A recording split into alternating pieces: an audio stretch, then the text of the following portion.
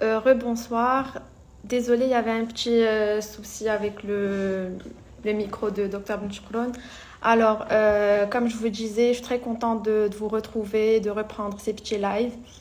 Et donc ce soir, en fait, on va parler d'un sujet très très important que beaucoup de gens méconnaissent. Et c'est le lien qu'il y a entre les infections bucco-dentaires et les pathologies cardiovasculaires. Alors beaucoup de gens vont trouver ça un petit peu bizarre. On va se demander mais quel lien y a-t-il entre la bouche et le cœur et le reste des organes? Alors que sachez que la bouche fait partie intégrante du corps, que ce soit en termes esthétiques, mais surtout en termes de santé. Donc, c'est sûr que des infections, des maladies bucco-dentaires ont des répercussions sur l'état de santé général.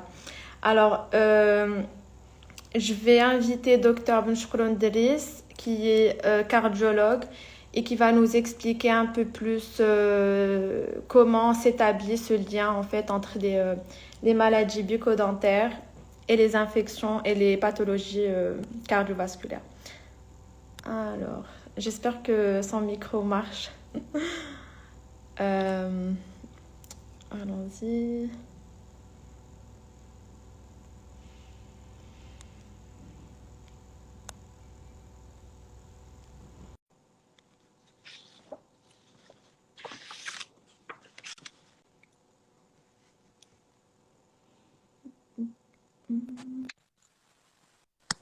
Bonsoir. Bonsoir. J'espère qu'on m'entend maintenant. Ouais, là, je pense que le problème est réglé. Très bien, parfait. Alors, donc, j'étais en train de vous présenter Dr Driss Benchkroun, cardiologue. Donc, comme je disais, on va parler ce soir des infections bucco-dentaires et le lien qu'il y a entre les infections bucco-dentaires et les pathologies cardiovasculaires. Alors, si vous pouvez nous expliquer un peu, enfin nous dire en quoi, enfin comment s'établit en fait ce lien et quel est le point en commun entre ces deux, on va dire, ces deux infections. Alors, bonsoir à tous. Ben, déjà, merci, Dr. Lehlou, de m'avoir invité pour ce sujet qui est très, très intéressant, effectivement. Et comme tu as si bien dit, généralement, on ne fait pas vraiment le lien entre la santé bucco-dentaire que ça pourrait impacter, donc justement le cœur, que ça pourrait engendrer des pathologies graves. Généralement, on pense que tout ce qui est bucco-dentaire, c'est plutôt esthétique et c'est plutôt superficiel, que ça n'a pas vraiment d'impact. Donc effectivement, on a un lien entre la santé bucco-dentaire et les cardiopathies qui est très établi, qu'on connaît très bien d'ailleurs chez les patients valvulaires. Donc les gens qui ont été opérés du cœur, qui ont changé une valve, connaissent très bien ces choses-là parce qu'ils sont vraiment très sensibilisés par leur médecin traitant par rapport au risque cardiaque qu'il y a d'infection bucco-dentaire, donc principalement d'endocardite. Et puis il y a également pas mal de nouveautés aussi. On sait qu'aussi il y a une implication donc des infections parodontales, même dans la jeunesse, de l'athérosclérose, parce que ça, il y a création d'une inflammation chronique. Donc on va essayer d'aborder un petit peu tous ces sujets. Et puis en fonction des personnes qui nous suivent, poser vos questions, que ce soit en français ou la بالدارجة باش نفسروا كاع هاد لي باثولوجي والعلاقه هذه اللي كاينه بين الالتهاب اللي يقدر يكون في الدراس او الميكروب اللي يقدر يكون في الدراس والقلب والصمامات القلب. D'accord, merci. Donc, en fait, ce soir, bon, on va parler aussi principalement de la maladie parodontale parce que c'est elle, en fait, qui est liée aux autres pathologies, enfin, aux pathologies cardiovasculaires. Alors, juste pour expliquer un peu qu'est-ce que c'est, la parodontite ou la maladie parodontale, c'est une infection aussi des gencives et du parodont, c'est-à-dire tout ce qui entoure la dent.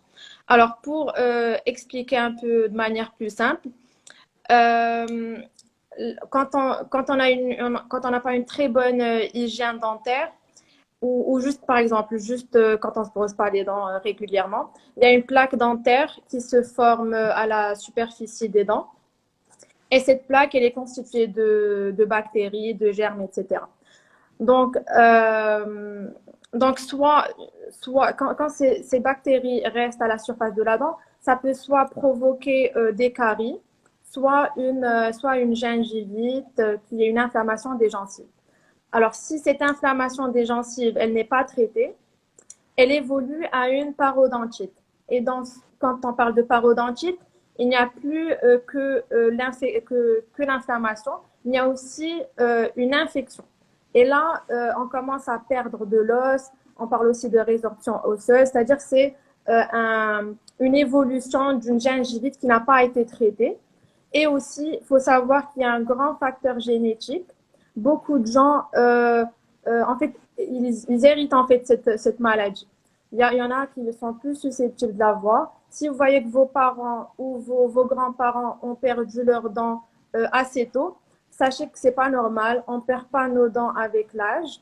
C'est qu'il y a principalement, enfin, soit ils les perdent parce qu'il y a cette maladie, la maladie parodontale, soit c'est à cause de caries. Mais généralement, il y a ce composant pardon, génétique. Donc, il faut faire très, très attention.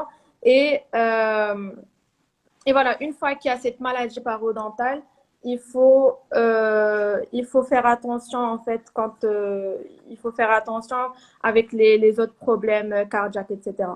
Donc, vous m'avez parlé d'infection, pardon, d'endocardite, c'est ça? Et d'aussi en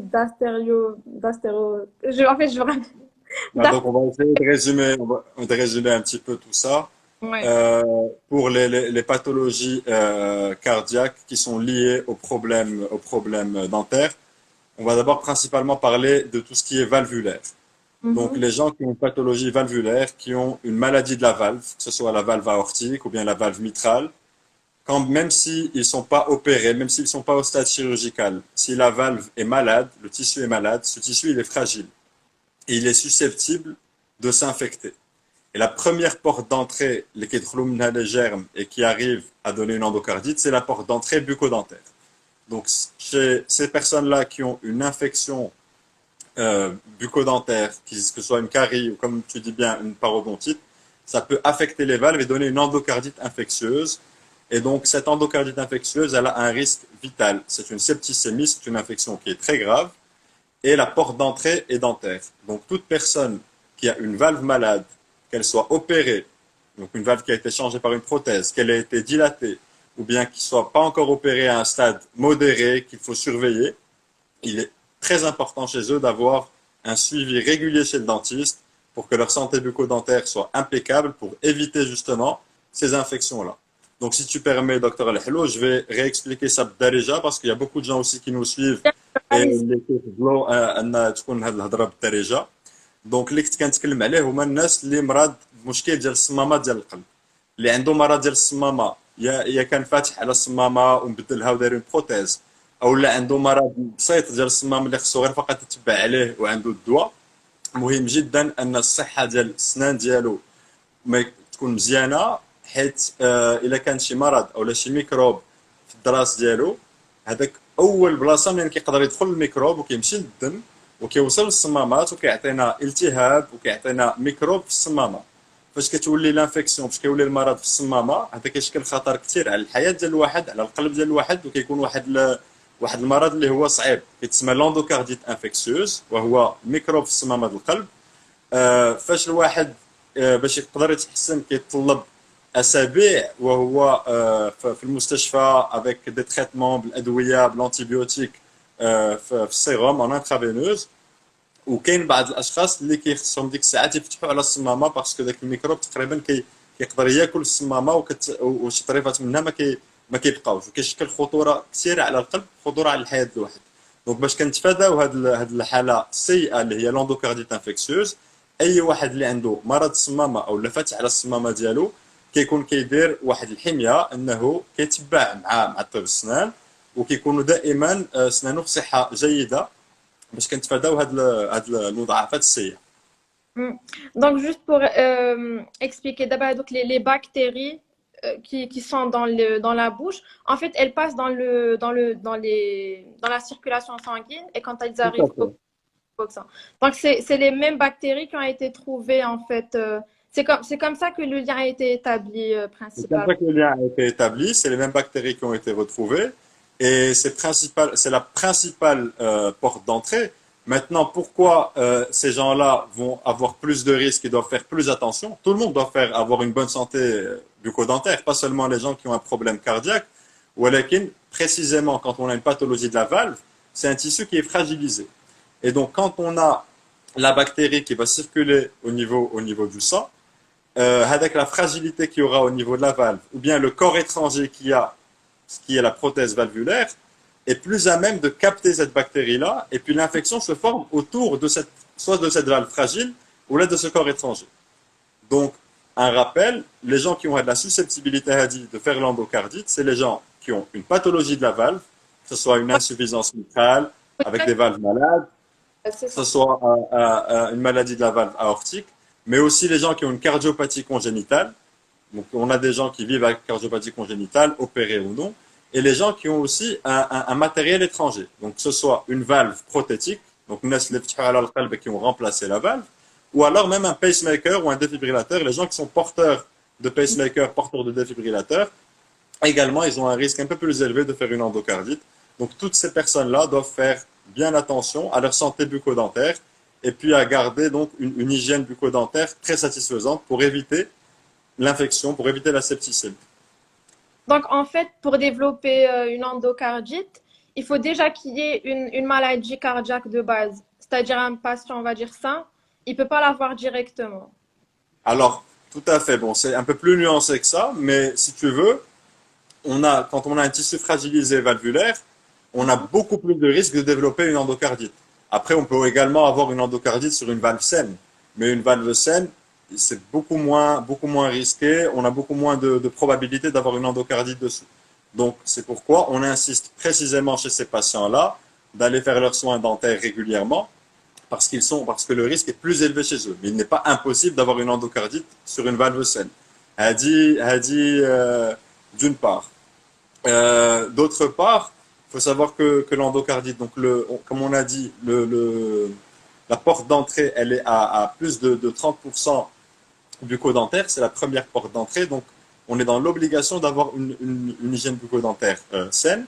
Chez les gens qui vont se faire opérer d'ailleurs, quand on programme une chirurgie cardiaque pour remplacement valvulaire, que c'est programmé, que c'est pas dans un cadre d'urgence extrême, eh ben le patient, dans le cadre de son bilan préopératoire, il doit d'abord faire les soins dentaires et puis revenir donc après avoir vu le dentiste, avoir fait tous ses soins dentaires, c'est après qu'il peut se faire opérer.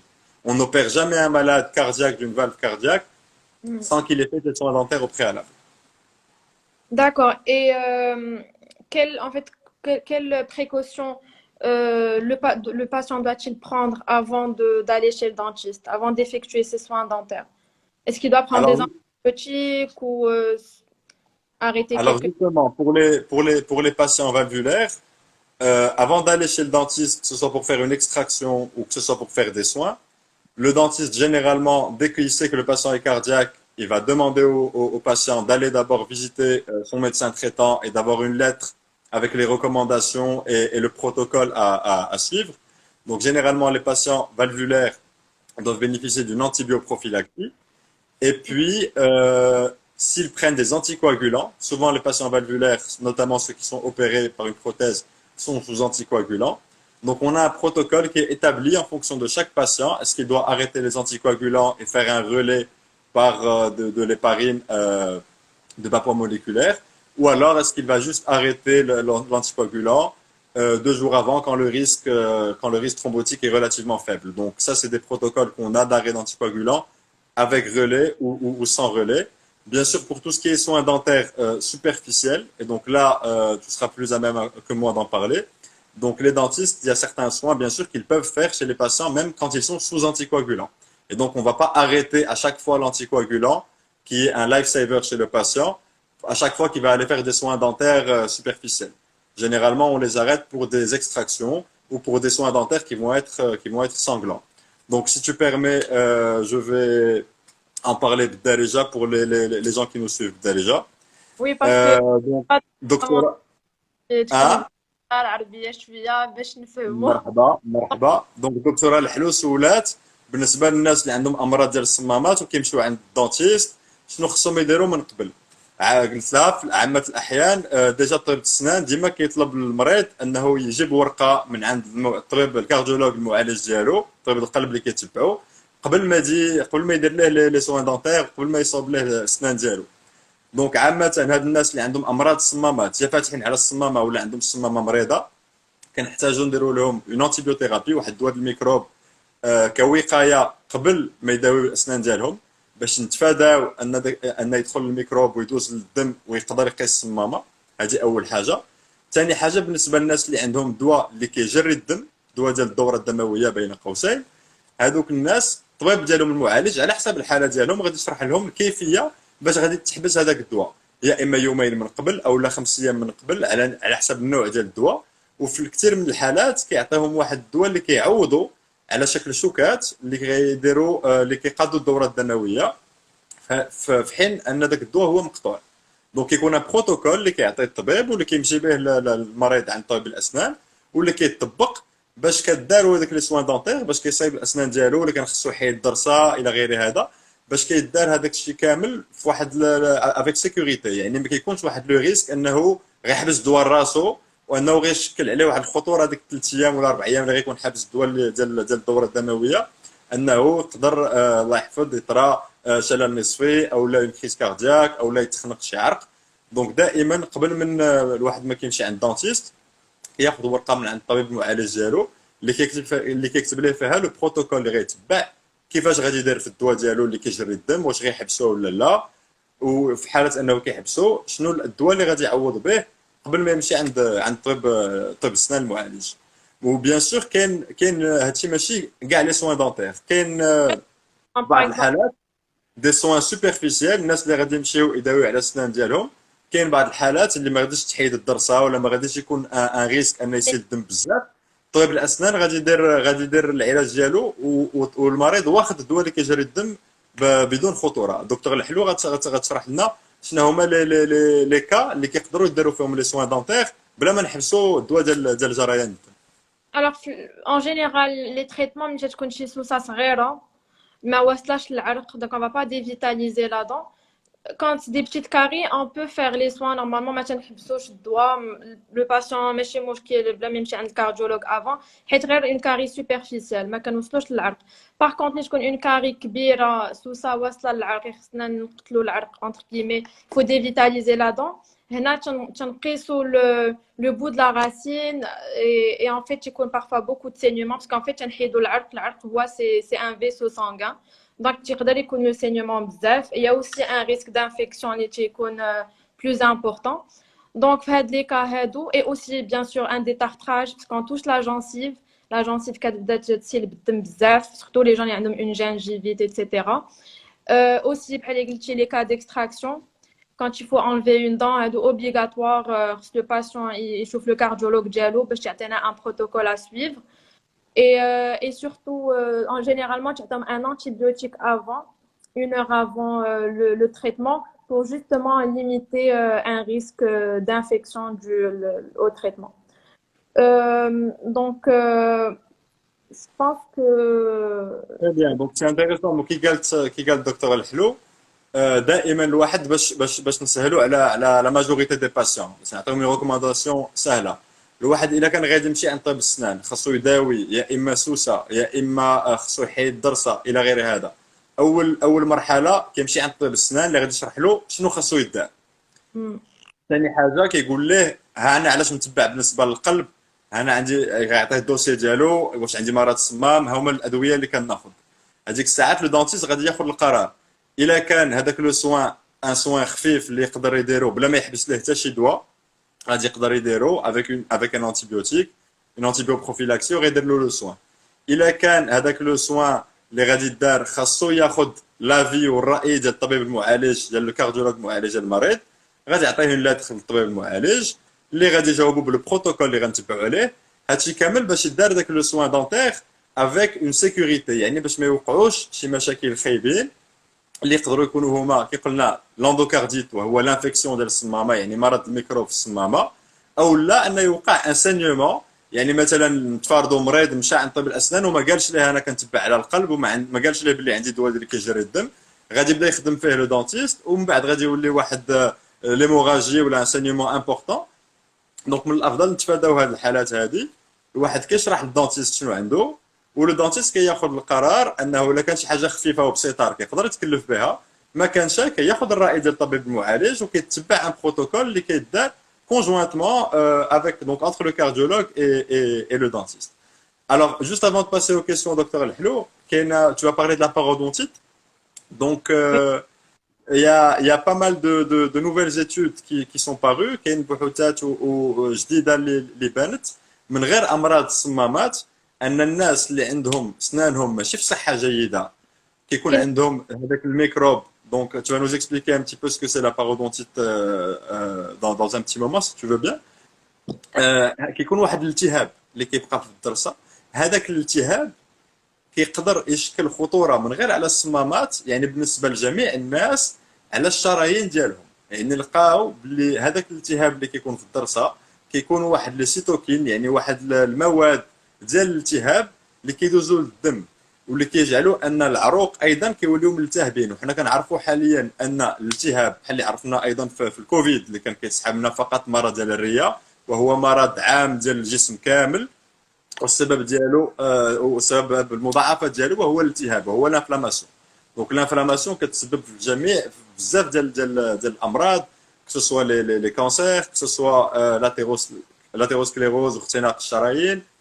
اذا هاد الناس هادو اللي عندهم داك الالتهاب، هذاك الالتهاب كيقدر يظهر ايضا في الشرايين وايضا في شرايين القلب. وكاين اذا بعض البحوثات كالكو زيتود كي اون مونطري ان الناس اللي عندهم هذاك الالتهاب في السنان لقاو عندهم ان ريسك اكثر باش يديروا ان انفاركتوس، باش يبوشيو عرق في القلب ديالهم، باش يديروا ان في سي شلل نصفي، باش يكون عندهم اختناق في شي عرق في الدماغ. دونك هذا كيزيد يعطينا يعني الدليل والبرهانه ان مهم بزاف تكون الصحه ديال لا كافيتي بيكودونتير ديالنا، ديال السنان ديالنا وديال لي جونسيف ديالنا جيده باش كنتفاداو بزاف ديال لي كومبليكاسيون. Exactement. Donc tu peux nous dire c'est quoi la parodontite au juste pour que les gens comprennent? Alors, la parodontite, comme vous avez expliqué, c'est une réaction inflammatoire de la gencive et du parodonte. Le parodonte, qui entoure la dent. Donc, en plus de l'inflammation, il y a l'infection. La dent qui est infectée, la racine qui est infectée. Et donc, كتكون عندنا généralement qui ont une carie qui la soigne pas à temps? Non, en fait, ça, c'est autre chose, en fait. Là, c'est un autre type d'infection. Quand on Donc, a... comment les gens peuvent éviter la parodontite? Alors, comme j'ai dit antérieurement, en fait, la parodontite, elle a un génétique. Il y a vraiment un facteur génétique très, très important. D'ailleurs, au Maroc, dans la pratique de tous les jours, il y a beaucoup de patients qui ont des parodontites et ils sont inconscients. Mais tu vois, si on ne traite pas la parodontite, ça peut évoluer. Et avec le temps, qui connaît des déchaussements de la dent, et si c'est toujours pas traité, on peut même aller jusqu'à perdre la dent. Très bien. Alors, à part le facteur génétique, donc c'est le principal facteur de risque, c'est l'hygiène bucco-dentaire, j'imagine? Exactement, l'hygiène bucco-dentaire. D'ailleurs, quand on a déjà le facteur génétique et qu'en plus de ça, il n'y a pas une bonne hygiène bucco-dentaire, le patient est fumeur, il a de mauvaises habitudes, ben, cette maladie, elle peut empirer, elle peut évoluer très rapidement. Donc, les gens, justement, les gens qui ont déjà de la parodontite, par exemple, dans leur famille, la parodontite. Ils vont voir qu'il y a certainement leurs grands-parents ont des dentiers, avec le dentier. Donc, ça, c'est le facteur génétique, mais c'est-à-dire que moi, si je ressens rien au niveau de mes dents, que j'ai pas de douleur, que j'ai rien, est-ce que je peux avoir une parodontite? C'est pas, en fait, c'est pas, on n'a pas des douleurs forcément. D'accord? Donc, il faut, ce que tu dis, il faut faire une visite régulière chez le dentiste qui va détecter ça et le traiter avant que ça commence à donner des symptômes. Bien? Exact. On le voit principalement sur la radio, les radios panoramiques. Très bien. Pour le niveau d'os qui est. Et même cliniquement, on voit que la dent elle commence à être déchaussée. Mais tu as Très, très bien. la dent, c'est soit s'il y a une parodontite ou dans d'autres cas, quand il y a un facteur traumatique, ça fait que la gencive كتهرب. Mais en général, c'est quand il y a une parodontite. En fait, elle a différentes facettes. Soit كتبدا la gencive كتهبط كيبداو les dents elles sont déchaussées, كتبدا تبان la racine. Dans ces cas-là, les gens ils ont des dents sensibles parce que la racine est exposée. Ou alors, elle se manifeste par des poches parodontales, c'est-à-dire entre la gencive et la dent, qui ouvre un espace. Les bactéries qui sont. D'accord? Et Alors, si donc, tu permets, on peut juste résumer بالنسبة للناس دابا اللي متبعين le live. pour Donc, on parle de la parodontite وهو الالتهاب اللي قال الدكتور الحلو غيكون داير على الضرسة واللي كيقدر يشكل خطورة وكيقدر يشكل واحد الالتهاب اللي يقدر يوصل ايضا للشرايين القلب واللي يقدر يشكل اذا خطوره على الصحه ديالنا اون ريغل جينيرال ماشي فقط الفم.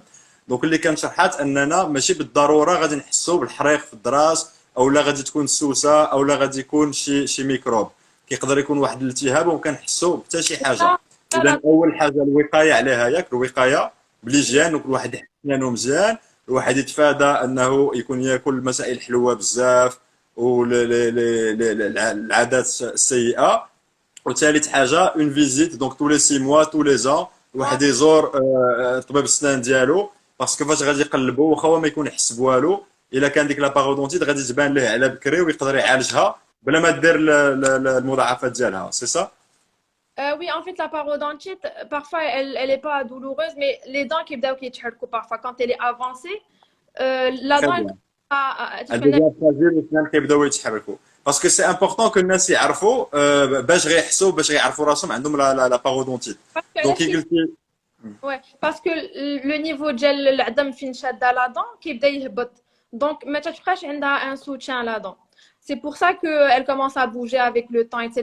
قلت لك باش الواحد يقدر يعرف بلا dans génétiquement كاينه هاد la maladie dans sa famille غيشوف par exemple ses parents là ses grands-parents ils ont perdu leurs dents plus tôt que d'habitude. Parce que c'est pas normal de perdre des dents avec l'âge. C'est pas parce que on a 80 ans qu'on doit pas avoir de dents. C'est pas quelque chose de normal. C'est que en général, c'est dû à de la parodontite ou là, à des caries. Mais si on a une bonne hygiène, deux à trois fois par jour, une bonne hygiène, un bon, enfin, l'alimentation qui joue un rôle important. hein? Pardon, C'est pardon. l'alimentation, elle joue certainement un rôle important aussi. Bien sûr, si on mange trop sucré, etc., c'est sûr que la, ça, c'est plutôt les caries qui se développent avec l'alimentation. Mhm. En fait, la parodontite, c'est surtout aussi, c'est la cigarette, c'est l'hygiène, c'est beaucoup de choses. La méthode de brossage, entre les dents, il passe le fil dentaire ou les petites brossettes. Il faut vraiment, même quand on fait un traitement de la parodontite, 80% on va dire, de la réussite du traitement, c'est le patient. C'est l'hygiène ديالو. نقدروا نديروا un bon traitement paro, on suit كلشي, mais si le patient d'un autre côté ما كيتبعش les instructions d'hygiène dentaire, راه بحال ما درنا والو. Donc, on va récidiver, وغادي يعاود داكشي bien sûr, bien sûr. Exactement, Donc, oui. شنو قال دكتور مزيان سي très important باش الناس يعرفوا هادشي parce que on parle ديال هاد l'inflammation donc هاد لا بارودونتيت اللي كاينه اللي كتشكل خطوره على الدراس اي بي باغ اكستنسيون اللي كتقدر تشكل خطوره على الشرايين وعلى القلب ديالنا وكتقدر تشكل واحد الالتهاب. دونك هاد لا بارودونتيت بيان سور كنقدروا نحسوا بها ونعرفوها الا كانت افونسي غيوليو السنان ما شادين شي بزاف بلاصتهم او لا غيكون شي الام مي تقدر تبان قبل ما حاسين بوالو في لا فيزيت شي لو دونتيست غادي يبان له في ان ستاد ديبيوتون يلاه باديه ومن الافضل تعالج ديك الساعات والوقايه عليها توجور ليجين بوكو دونتير اون بون اليمونتاسيون éviter trop de sucreries éviter le tabac éviter l'alcool etc. Donc ça c'est important à savoir باش كنتفاداوها et surtout la détecter précocement. Donc quand on détecte précocement, c'est la visite régulière chez le dentiste, faire les soins qu'il faut. Mais si, on ne va pas attendre d'avoir une douleur ou un abcès pour aller voir le dentiste. Très bien. Est-ce qu'on a Exactement. des questions auxquelles tu voudrais que je réponde? Je suis en train de voir, il y a pas mal de questions. Alors, Euh, est-ce que je peux me le lire? Parce que moi je vois pas les questions. Je suis ah, pas très. euh,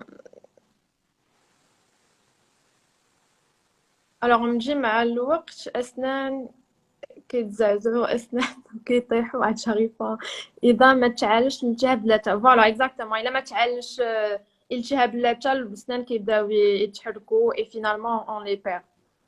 Alors, je vais monter un peu plus tôt. Hmm.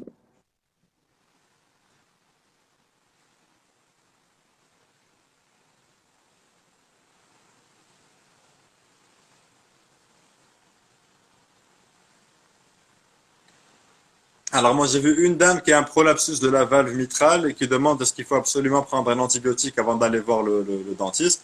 Donc هاد السيدة عندها واحد المرض ديال الصمامة اللي هو un prolapsus de la valve mitrale وكتسول واش خاصها بالضروري تاخذ الانتيبيوتيك قبل ما تمشي عند الدونتيست. اللي غادي نقول لها اللي خاصها بالضروري ان تشوف طبيب القلب ديالها قبل ما تمشي عند الدونتيست باش غادي يعطيها لو بروتوكول اللي غادي تتبع على حساب الدواء اللي عندها وعلى حساب الصمامه ديالها واش مريضه او لا. Donc quand on a ce genre de pathologie, généralement une antibioprophylaxie pour éviter le risque d'endocardite, elle est de mise. Mais je conseille toujours les gens qui posent des questions en général de prendre l'avis de leur médecin traitant parce que chaque patient est un patient à part, chaque pathologie est une pathologie à part. Et donc, il faut avoir le médecin qui vous a examiné, qui va vous orienter par rapport à ça. Mais généralement, effectivement, toutes les pathologies valvulaires sont à risque d'insuffisance, d'endocardite infectieuse. Et donc, on prend une antibioprophylaxie adaptée 1 heure avant les soins dentaires, quand ces soins dentaires, enfin, en dehors des soins dentaires superficiels, bien sûr. Hmm. Alors, il y a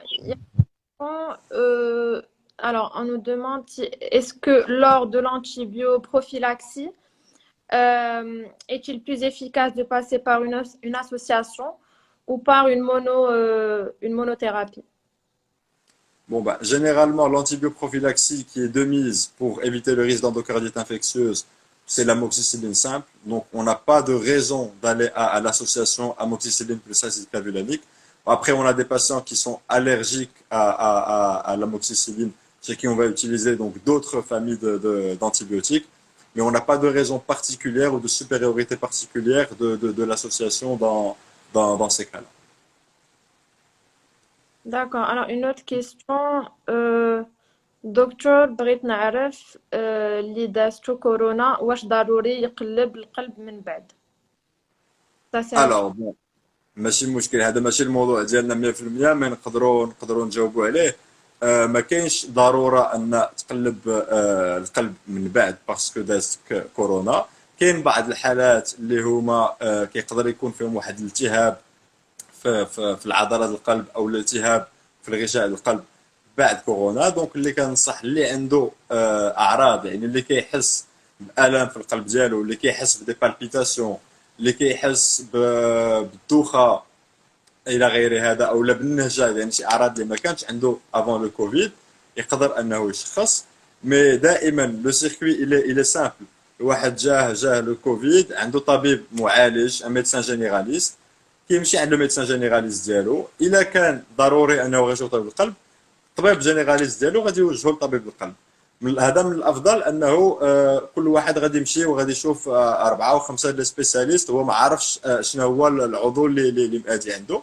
دونك يكون واحد عنده ميدسان جينيراليست تبعوا ربما اثناء الانفيكسيون ديال الكورونا وتبعوا من بعد الا كان عنده شي اعراض غادي يقول له ها الاعراض اللي كنحس بها والطبيب العام ديالو غادي يوجهو الاختصاصي اللي غادي الاختصاصي اللي واجب عليه انه يشوفه. Alors, une autre question. Alors, pour faire le détartrage, est-ce qu'il faut prendre des antibiotiques avant? Généralement, oui, parce qu'en général, quand on fait un détartrage, on touche la gencive. Donc, كيكون le saignement. Et parfois, il y a même beaucoup de saignements. تكون déjà عندنا الالتهاب ديال اللثة. Donc, oui, il faut prendre des antibiotiques avant. Tout Mais à fait. bien sûr, toujours, moi, je préfère demander l'avis du Bien sûr, mais cardiologue. après, comme tu dis, ça fait partie des soins sanglants. Donc, tous les soins sanglants, tous les soins où on va avoir un saignement, à ce moment-là, on peut avoir un risque de passage donc d'une bactérie dans la circulation sanguine et de surcroît un risque d'endocardite infectieuse. Donc, si, comme tu dis, on touche la gencive et on peut risquer d'avoir donc du saignement, il faut généralement mettre une antibioprophylaxie pour éviter donc un risque, surtout que c'est une antibioprophylaxie qui se fait en une fois, 1 heure avant le geste, et puis ça permet quand même d'éviter pas mal de problèmes. Alors, On a d'autres questions? oui, mais je pense que c'est un peu dans le même registre. Alors, bonsoir docteur, dites-moi SVP, s'il vous plaît, est-ce qu'une personne qui souffre d'un prolapsus mitral doit obligatoirement prendre un Ah, antibiotique? c'est celle à laquelle j'ai répondu tout à l'heure. Ah oui, c'est la première question. Je me disais bien que Exactement. ben, je pense que on a répondu à toutes les questions. Après, il y en a qui se ressemblent. Alors, en fait, le but de live, c'est pas de juste pour que les gens prennent conscience qu'il y a un rapport entre ce qui se passe dans la bouche et l'état de santé en général. Et c'est pas vraiment de dire, wesh, quel antibiotique vous allez prendre, wesh, hada ou la hada. Ou la. En fait, il faut toujours voir son médecin, son cardiologue, avant de faire n'importe quel acte sanglant. Réel, il faut prendre conscience que la bouche, c'est pas à part en fait. Ça fait partie du corps et ça affecte tout le reste, tout le reste en fait, tout l'état de santé générale. Alors, je pense qu'il y a une dernière question.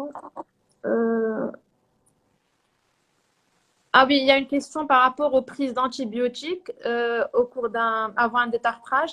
Est-ce que c'est juste par rapport aux patients à risque ou pour tout le monde? Non, c'est juste pour les patients qui ont un problème cardiaque. Mais en général, on prend jamais de. Si vous avez aucune maladie cardiaque, c'est pas la peine de prendre des antibiotiques. Euh, ben, je pense qu'on a répondu là à toutes les questions. Très J'aimerais bien, très bien. vous. Franchement, c'était très très intéressant. Bah, Euh, pareillement, c'est moi qui te remercie, Dr. Lehlo. Donc, et merci للناس اللي تبعوا le live. Donc, كي قلتي احنا بغينا vraiment نوعيو شوية la majorité الناس باللي راه كاينة علاقة ما بين الصحة ديال الأسنان وما بين لو ريسك في القلب وفي الصمامات. Donc, il a قدرنا نختصروا pour faire un petit résumé للناس les principaux messages اللي هضرنا عليهم وهو أن الناس اللي مراد مشكل ديال الصمامة قبل ما يمشيو عند طبيب السنان من الضروري يكون عندهم ان بروتوكول حيت عندهم ان ريسك ديال لاندوكارديت انفكسيوز ديال الميكروب انه يقيس لهم ديك الصمامه او لا بروتيز او لا البيس ميكر.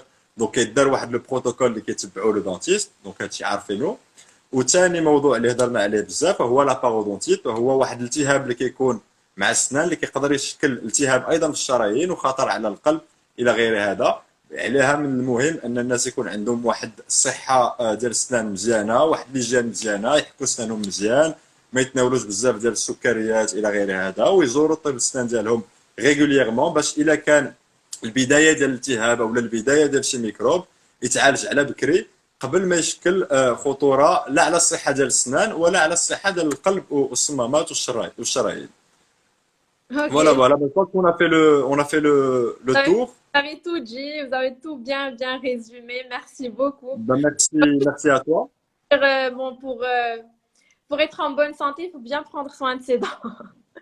Exactement. Et pas manger n'importe quoi. Bon, c'est ça. Merci encore une fois. Vraiment, c'était un plaisir de C'est vous avoir. moi, c'est moi, c'est moi. Très bonne soirée. À très bientôt pour un autre live, Inch'Allah. Merci beaucoup. Au revoir Merci. à tous. Merci. Au revoir. Au revoir.